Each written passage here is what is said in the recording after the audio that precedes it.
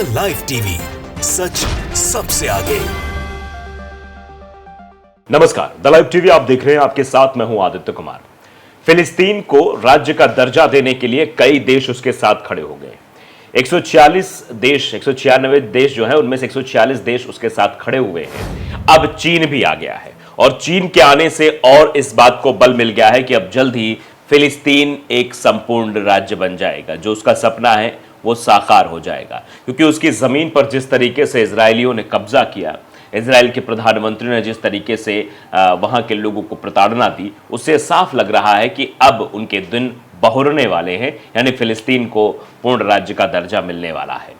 Gaza के लिए चीन बना दानवीर बना है। गाजा के लिए अरब देशों की मौजूदगी में एक ऐलान किया है। क्या ऐलान किया है ये भी हम आपको बताएंगे, और साथ ही साथ ये भी हम आपको बताएंगे कि अभी हाल फिलहाल में कैसे 3 राष्ट्रों ने भी ये कहा था कि फिलिस्तीन को राज्य का दर्जा मिलना चाहिए, जिनमें नॉर्वे, स्पेन और आयरलैंड है। चलिए अब आगे चलते हैं। चीन अरब देशों को अपने साथ लाने में लगा हुआ है। बीजिंग में हो रहे चीन अरब स्टेट कॉरपोरेशन फोरम के समिट में बोलते हुए शी जिनपिंग ने व्यापार के अलावा मध्य पूर्व में तनाव सुलझाने पर भी जोर दिया है। अरब देशों के साथ चीन का यह समिट 2004 से चल रहा है। चीन के राष्ट्रपति शी जिनपिंग ने एक बार फिर मध्य पूर्व में शांति लाने की पहल की है। बीजिंग में हो रहे चीन अरब समिट में बोलते हुए शी ने फिलिस्तीन को एक आजाद देश बनाने की भी मांग की है और वादा किया है कि चीन गाजा के लोगों को ज्यादा से ज्यादा मानवीय मदद भेजेगा, यानी वो मानवीय मदद भी करेगा।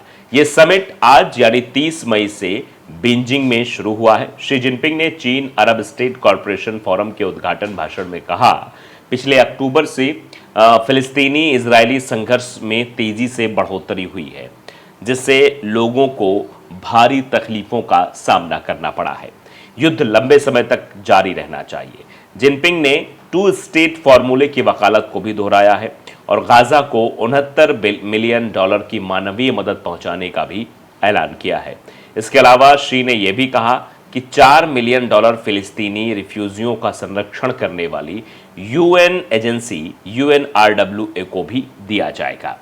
अरब देश और चीन फिलिस्तीनियों के साथ दिखाई दे रहे हैं। बीजिंग में हो रहे समिट में चीन और अरब देशों ने संघर्ष में फिलिस्तीनियों के समर्थन की सीधे तौर पर बात कही है। वहीं दक्षिण गाजा में के शहर राफा में 45 लोगों की जान लेने वाली इजराइल स्ट्राइक के बाद इजराइल को पूरी दुनिया से निंदा का सामना करना पड़ रहा है। और आपने भारत में भी देखा था कैसे जो बॉलीवुड एक्ट्रेस है, उन्होंने बाकायदे, एक्टर एक्ट्रेस दोनों ने ही बाकायदे इंस्टाग्राम पोस्ट पर भी लगाया था, राफा में जिस तरीके का काम किया गया था इजराइल के द्वारा, उसकी कड़ी से कड़ी निंदा की थी। यहाँ तक कि मनोज तिवारी जो है MP भारतीय जनता पार्टी, उनकी बेटी ने भी इसको बाकायदे शेयर किया था, साझा किया था और राफा में किए गए नरसंहार को लेकर आपत्ति भी जताई थी। गाजा में मानव संकट बढ़ने के बाद फिलिस्तीन के लिए अंतर्राष्ट्रीय सपोर्ट लगातार बढ़ रहा है, लेकिन चीन का झुकाव शुरू से ही फिलिस्तीन की तरफ रहा है। चीन ने हमास द्वारा 7 अक्टूबर को किए गए हमले की निंदा भी की है। इस हमले में करीब 1200 लोग मारे गए हैं। अरब देशों के साथ कारोबार को बढ़ाने को लेकर और अपना हस्तक्षेप भी चीन साफ तौर पर देख रहा है। जंग के अलावा समिट के भाषण में शी ने चीन के अरब देशों के साथ राजनयिक रिश्तों को और मजबूत करने पर भी जोर दिया। शी ने अरब देशों से व्यापार, साफ ऊर्जा, अंतरिक्ष और स्वास्थ्य देखभाल जैसे क्षेत्रों में सहयोग को गहरा करने का भी आह्वान किया है। इस समिट में मिस्र, संयुक्त अरब अमीरात, बहरीन और ट्यूनीशिया के राष्ट्राध्यक्ष मौजूद रहे।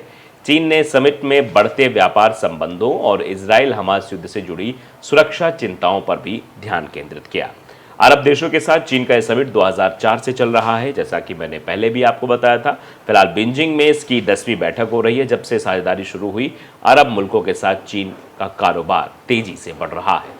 तो आप समझ सकते हैं कि एक बड़ी ताकत वो फिलिस्तीन के साथ खड़ी हो गई है। फिलिस्तीन को मजबूती मिलती हुई दिखाई दे रही है और उनकी जो बात है, जो नॉर्वे, स्पेन और आयरलैंड के बाद चीन ने उठाई है कि उसको उसके राष्ट्र का दर्जा मिलना चाहिए, इससे ताकत और बढ़ी है। और अब हम कह सकते हैं 140 से ज़्यादा देश, मतलब 193 देशों में 140 ज़्यादा देश अब साथ आ गए हैं। नॉर्वे, स्पेन और आयरलैंड, क्या तीनों देशों के मान्यता देने से फिलिस्तीन एक राष्ट्र बन जाएगा? चीन के आने के बाद भी सवाल है, तो इस पर भी जरा हम बात कर लेते हैं। दरअसल 28 मई को प्रस्तावित अपने औपचारिक मान्यता के साथ ये तीनों देश 140 में से अधिक देशों के उस समूह में शामिल हो जाएंगे जिन्होंने वर्षों से फिलिस्तीन को राष्ट्र के तौर पर मान्यता दे रखी है। संयुक्त राष्ट्र के 193 देशों में से लगभग 2/3 सदस्य फिलिस्तीन को मान्यता दे चुके हैं, जिसमें भारत, रूस और चीन जैसे देश भी शामिल हैं। इजराइल और हमास युद्ध के बीच नॉर्वे, स्पेन और आयरलैंड ने एक बड़ा कदम उठाते हुए फिलिस्तीन को एक राष्ट्र के रूप में मान्यता देने का ऐलान किया था। इन देशों का कहना है कि वे 28 मई से फिलिस्तीन को औपचारिक तौर पर एक राष्ट्र के तौर पर मान्यता देंगे। इन दोनों ने ये घोषणा ऐसे समय पर की है जब अंतर्राष्ट्रीय आपराधिक न्यायालय यानी कि आईसीसी में इजरायली प्रधानमंत्री नेतन्याहू की गिरफ्तारी के वारंट भी जारी किए जा रहे हैं। बता दें कि राष्ट्र के तौर पर फिलिस्तीन को मान्यता देने के साथ ये तीनों देश उन 140 से अधिक मुल्कों की सूची में शामिल हो जाएंगे जिन्होंने वर्षों से फिलिस्तीन को राष्ट्र के तौर पर मान्यता दे रखी है। संयुक्त राष्ट्र के 193 देशों में से लगभग 2/3 सदस्य फिलिस्तीन को मान्यता भी दे चुके हैं। दुनिया के नक्शे पर एक राष्ट्र के तौर पर मान्यता देने का किसी तरह का परिभाषित फॉर्मूला नहीं है, कोई वैसा डिफाइंड फॉर्मूला नहीं है, लेकिन दिसंबर 1933 में उरुग्वे की राजधानी मोंटेवीडियो में एक सम्मेलन हुआ था। इस सम्मेलन में किसी भी राष्ट्र के बनने को लेकर 4 मानक तय किए गए थे। ये 4 मानक तय क्षेत्रफल, स्थायी जनसंख्या, स्थायी सरकार और दूसरे राष्ट्रों से संबंध है। अभी तक इसी आधार पर किसी भी नए राष्ट्र को मान्यता दी जाती है। किसी भी राष्ट्र को संयुक्त राष्ट्र की मंजूरी के बिना मान्यता नहीं मिल सकती है। राष्ट्र के रूप में मान्यता मिलने के लिए तय शर्तों और मानकों के पूरा होने के बाद भी संयुक्त राष्ट्र की ओर से स्वीकृति बेहद अनिवार्य है। संयुक्त राष्ट्र से मान्यता मिलने के बाद ही अंतर्राष्ट्रीय मुद्रा कोष यानी IMF और विश्व बैंक जैसे तमाम अंतर्राष्ट्रीय संस्थाएं भी उसे स्वीकार करती हैं। इन संस्थाओं से किसी भी राष्ट्र को जरूरत के समय फंड, संरक्षण और अन्य जरूरी मदद मिलती है, लेकिन यह प्रक्रिया उतनी आसान नहीं है। सोमालिया का हिस्सा रह चुके सोमालियालैंड ने 1991 में खुद को अलग देश घोषित कर दिया था, लेकिन इतने साल बीतने के बाद भी अभी तक संयुक्त राष्ट्र ने उसे राष्ट्र के तौर पर मान्यता नहीं दी है। नॉर्वे, स्पेन और आयरलैंड की ओर से फिलिस्तीन को मान्यता देने के फैसले को तत्काल कोई असर नहीं होगा। हालांकि इस फैसले के भविष्य में फिलिस्तीनी नेताओं को राजनयिक स्वीकृति मिल सकती है। नॉर्वे के विदेश मंत्री स्पेन बार्थ आइट का कहना है कि फिलिस्तीनी प्राधिकरण के लिए देश का प्रतिनिधि कार्यालय है जो 1999 में वेस्ट बैंक में खोला गया था, वो दूतावास बन जाएगा। फिलिस्तीन को एक नए राष्ट्र के तौर पर मान्यता देने से एक तरफ इजराइल बौखलाया हुआ है, वहीं अमेरिका ने साफ कर दिया है कि इस तरीके के फैसले एक तरफा तरीके से नहीं लिए जा सकते। इसके लिए व्यापक चर्चा भी जरूरी है। ऐसे में इतना तो तय है कि इन तीनों देशों के फिलिस्तीन को नए राष्ट्र के तौर पर मान्यता देने के फैसले से वैश्विक स्तर पर भी काफी उथल पुथल देखने को मिल सकती है। इसके अलावा नए राष्ट्र के तौर पर फिलिस्तीन की सरहदें क्या होंगी, उसकी राजधानी कौन सी होगी, ऐसे बहुत से सवाल है जिन पर गतिरोध भी बना हुआ और शायद आगे भी बना रहेगा। संयुक्त राष्ट्र ने फिलहाल फिलिस्तीन को सिर्फ पर्यवेक्षक यानी ऑब्जर्वर का दर्जा दिया है।